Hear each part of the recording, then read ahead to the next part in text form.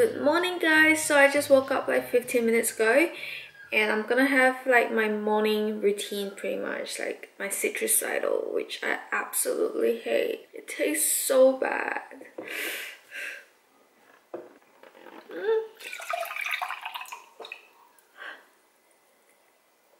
Holy crap. So bitter. Oh, this tastes really like dry and bitter and sour. You know, like this taste of grapefruit seeds. It's intense. It's like 100 times more I don't know, it's probably even more concentrated than that. It's so bitter.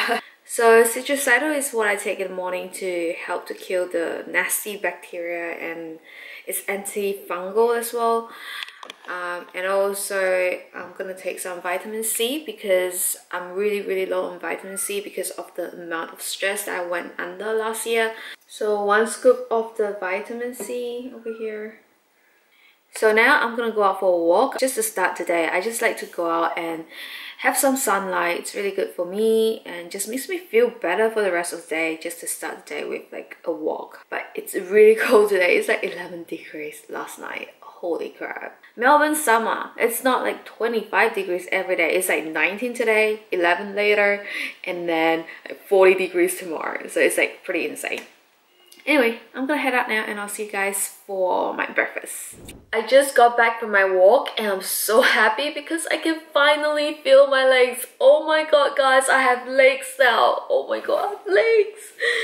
I haven't been able to feel my legs for the last 3 weeks and today is day 22 I think.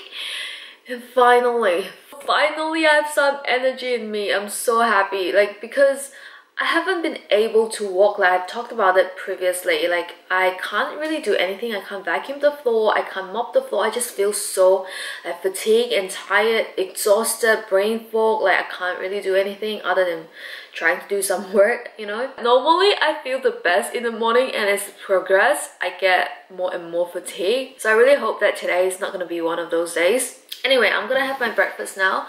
I'm gonna have some smoothie. So this is the daily nutritional support smoothie. It has lots of vitamins, minerals and protein, 15 grams of protein, some vitamin D. So I'm gonna have 2 scoops of the daily nutritional support. So that's my breakfast. I got some chicken broth here, some berries, and also the nutritional shake, which is also pretty delicious. This is how my chicken broth looks like right now. It looks so freaking good. Look at that. Juicy, very tasty. Yum. So I just want to record how my body looks like, I guess, before I have breakfast. The bloating has definitely gone down a lot. Like today is probably the best day so far. Like it has been so bloated. Like yesterday was so bad. I was literally like 3 months pregnant at minimum. But today has gotten down a little bit. Like I still have a little bit of belly, like especially down here. And when I tap my stomach, it is full of gas. I can feel so much gas in there, but it is not as bad as before. The reason why my breakfast is so light is because I can't really digest well anymore. Like I have problem with digesting food. Like every time when I eat something, I get stomach cramps. So breakfast is the meal that I have to go really light. But there's still quite a substantial amount of calories in here, which is good. Like, man, I love berries so much. So I stopped eating fruits for about 2.5 weeks, and I saw the doctor last week, and he asked me to bring back some fruits because I was feeling so lethargic. Like I just couldn't move at all. And it's like, just bring back the fruits because I was supposed to be off fruits for 3 to 4 weeks. Because of my bacterial overgrowth. And also I'm going to take these herbs to basically help with killing the bacteria and all of that along with this. Also for the soup, I normally like to add a little bit of turmeric because it's anti-inflammatory, and my stomach is going through a lot of inflammation right now. And also some ginger. I love chicken broth. I've been having chicken broth or bone broth every morning. Anyway, I'm gonna have my breakfast and I'll be back for lunch, and I'll also let you guys know like what I'm having right now to reduce bloating and all of that, and all my medications and herbal medicines and whatnot. So yeah, see you guys in a second. So it's time for lunch. I'm gonna make my very popular, famous, well-known sardine cake that no one knows about. Other than the guys from Instagram. Like, I've shared that on my Instagram story a while ago and a lot of you guys asked for the recipe. So here it is. It's very easy to make, very delicious, very healthy. It's not gonna cause you to bloat because it's low FODMAP. There's no onions, garlic and all those things that's gonna make you bloat. And yeah, very yummy. And can you guys hear the noise outside? Like, seriously, every time when I decide to record a what I eat in the day video or something, someone decides to make a lot of noise outside all the time. Here's all the ingredients for my sardine cake. I got a sweet potato here, some carrots and some rutabaga. Sometimes I use turnips and sometimes I use both sweet potatoes and carrots, or sometimes just one or the other.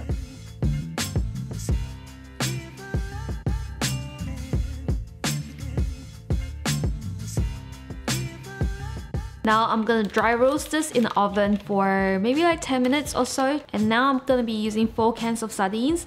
And these ones are so affordable, they're only about $1 each. So here are all the ingredients I'm gonna need to make the cake. I have some sardines, sweets, and sweet potatoes. Sweet potato is optional, it's up to you. You can use more carrots if you want to. Then I'm gonna use some herbs. I got thyme, which is really great for tummy issues, you know. Thyme is also really good for antibacterial purposes. Basil, oregano, which is another really great herb for antibacterial reasons. Antifungal as well. Turmeric, anti-inflammatory. Some ginger, a little bit, some salt, and some pepper.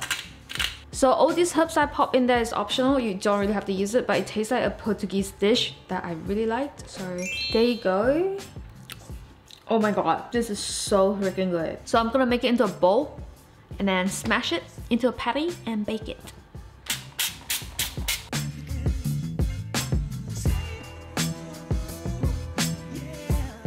I think I can make about 2 to 4 more, but let's pop this into the oven for about 15 minutes.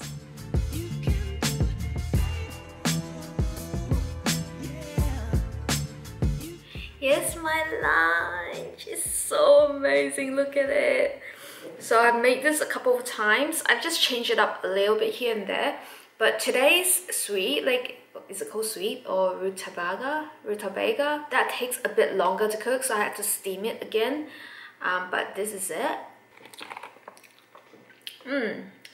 It's a little bit bitter, but it's okay. So I've added a little bit of hemp seeds on it. This is the one I'm using today. But my favorite brand is probably this. It's from Australia and it tastes really, really good. I've also tried another brand. It's called Manitoba Harvest. That's pretty good too, but I like the hemp seeds one the most. So I've already taken my digestive enzyme before I eat my meal. And now I'm going to take activated B complex, adrenal soothe because I have adrenal fatigue. And this is going to really help to balance out my stress level. And also GI balance, which is my antibacterial herb medication. I love sweet potatoes so much. But the first 2 weeks when I had sweet potato, I had like the worst cramps. So I stopped sweet potato for about a week. And now I'm back on it. I have about a cup of sweet potato here, a little bit more maybe. Now let's try our amazing sardine cake.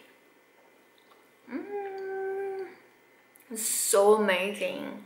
It was a little bit more crispy the last time I made it because I popped it in the oven a bit longer. So I've been really hungry for the last 2 days because I guess I couldn't really eat a lot of things. I had the worst cramps in the last 2 weeks, so I guess my body is like really craving for food right now because I'm really hungry every day.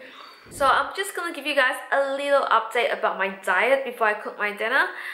So I'm on a low FODMAP diet, and FODMAP stands for fermentable oligosaccharides, disaccharides, monosaccharides, and polyols, and that's just basically a very fancy way of saying fermentable sugars. So these are the specific type of sugars that your gut can't digest, So it is fine if you don't have any small intestinal bacterial overgrowth. I mean, we all have bacteria in our large intestine and a little bit of bacteria in our small intestine, but like a certain species. So if you do eat these food and if you don't have SIBO, then you're just gonna get a little bit of gas in your large intestine, and that is fine because our large intestine is a little bit more stretchy and you don't really feel that pain, and like you're gonna bloat a little, which is totally okay, but you're not gonna feel that stomach cramp on your stomach. So the problem is when you have SIBO, which is small intestinal bacterial overgrowth, which is my case, you're gonna have a lot of like bacterial overgrowth in your small intestine, which are not supposed to be there. So I don't know why they go there. It's because of stress and other factors that they kind of migrate from your large intestine up to your small intestine. So when we have this type of food and if you have SIBO, you're gonna have a lot of bloating in your small intestine. And the problem is your small intestine is not stretchable. It's just a small little tube. And it's a very long, small tube that does not expand, right? It's just not very expandable. So when I have something that the bacteria is going to feed on, like say broccoli or onions or garlic, then my bacteria in my gut is going to feed on them and it's going to produce a lot of gas. And that's when I start to get a lot of bloating all the way from my upper stomach down to the lower stomach, because it's my freaking intestine, right? It's a long freaking tube. So I'm gonna start getting a lot of bloating, and the worst thing is the cramps that come with it. So a lot of people think like, you know, it's just bloating, like what's the big deal? So there is cases of mild bloating to severe bloating, and I have chronic severe bloating. And so when I have like certain foods like broccoli, I can like have cramps for the entire night, and I'll wake up from it and I'll feel really nauseous, and sometimes I feel like vomiting, but I can't vomit because I don't really know how to vomit. Like, it's just not a skill that I have. I can't even burp, guys. I can't burp. I can't even burp, so can you expect me to vomit? Unless if I'm severely sick, if I'm food poisoned, then I'll vomit. But normally I won't. Like, it just can't come up, so I'll just feel like crap and I can't do anything about it. When I have certain foods, sometimes I'll wake up from my sleep, I'll feel nauseous, and I'll start producing a lot of saliva. Like I'll feel like vomiting, but I can't. So I have a bit of acid reflux from just, I guess, like indigestion and all of that as well. Acid reflux, SIBO, and all of that just make me feel very, very sick, like in the stomach. And yeah, which is why I decided to see a doctor about it, because I just can't handle it anymore. Like, I don't want to live my life like suffering from eating broccoli. Like, seriously, that is ridiculous. Like broccoli, cauliflower, onions, garlic, asparagus, like the list goes on. Avocado, eggs. My bacteria doesn't feed on eggs, so I guess like I can kind of tolerate it, but I'm allergic to eggs, so yeah. So yeah, I'm gonna talk about a certain type of food that I can't eat because I tried it like 2 weeks ago. I think about 2 weeks ago, like lentils, and oh my god, I had it for lunch because I was trying to go more plant-based, and holy crap, guys, like after I had lentils, I literally couldn't walk. I was in so much pain. I had to lie down on my couch because I just couldn't move. I was so like cramped up in my stomach. I just wanted to test it out, but I shouldn't have, because lentils are known for its bloating issues, because lentils, chickpeas and beans, they all contain this sugar called oligosaccharides, and these are fermentable sugars in your gut. And there are also other foods that contain fructans and raffinose, and these are just basically a type of sugar in vegetables or carbs. So you can find raffinose in things like broccoli, cauliflower, Brussels sprouts, cabbage, and these are the food that cause a lot of bloating for me. The list goes on, so you can just look up online. And also food that contains fructans, and that's basically onions, garlic, spring onions, and a lot of other like vegetables. So yeah, you can just look it up online. Apple used to give me so much stomachache, especially back in high school. I used to have it for breakfast because I wanted to be healthy. I didn't want to have instant noodles that my mom cooked me in the morning. I was like, let me have some apples. And guess what? 1 hour later, I gotta call my mom, can you pick me up from school? I can't. My stomach hurts so bad. That's the story of my life. Like, no, right now, like today I'm in a really good mood because I'm feeling a lot better today. But yeah, I'm feeling a little bit bloated, but at least there is no cramp. So I'm very happy about that. That's my little update about my food. I feel like I've been talking too much. So yeah, I hope everything made sense. If you have any questions, ask me down below. I'm gonna go and cook my dinner. It looks really bright because the sun is setting at 9 o'clock every day, which is really nice. Yeah, I'll see you guys in a little bit. So I'm gonna make some chicken broth for tomorrow. I have some turnips here and also some carrots. Just chuck it all in. Lots of ginger, and I minced it quite small because I really want the juice to all come out. I'm gonna add some salt. I just have some pink Himalayan salt. Just some black pepper. Just big chunks. So ginger is absolutely amazing for bloating, so I like to add that to my soup. And also a little bit of turmeric, and I'm gonna add a little bit more tomorrow as well. But now I'm just gonna add some water. I have some hot water here because it takes a long time for the crock pot to heat up. I'm gonna put this to cook for about 12 hours to 24 hours. That's my dinner. I have some eggplants, sweet potato from lunch, and tomatoes, and also some chicken and the chicken broth.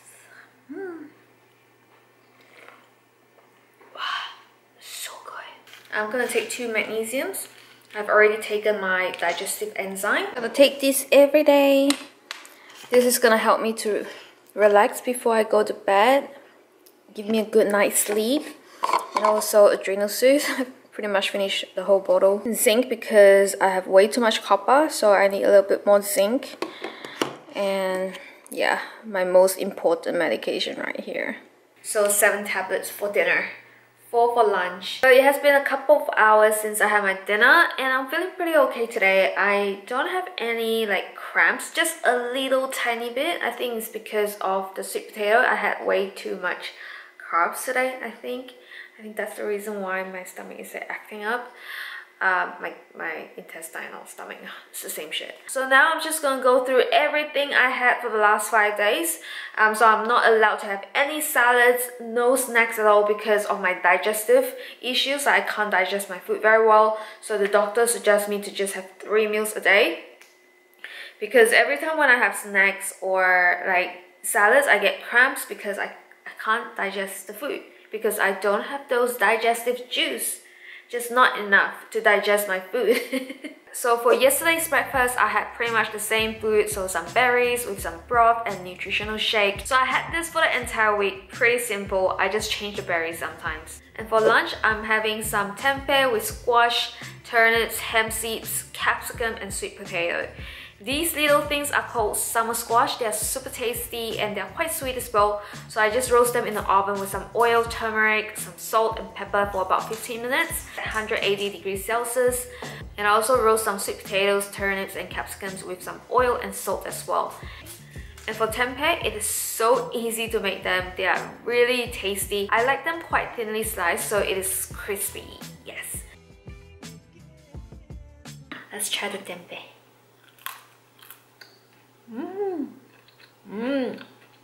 So crispy, have a look. For dinner, I had some salmon with some leftover vegetables and sweet potato. Very simple and very tasty because I love sweet potato and salmon, so that's like my perfect meal.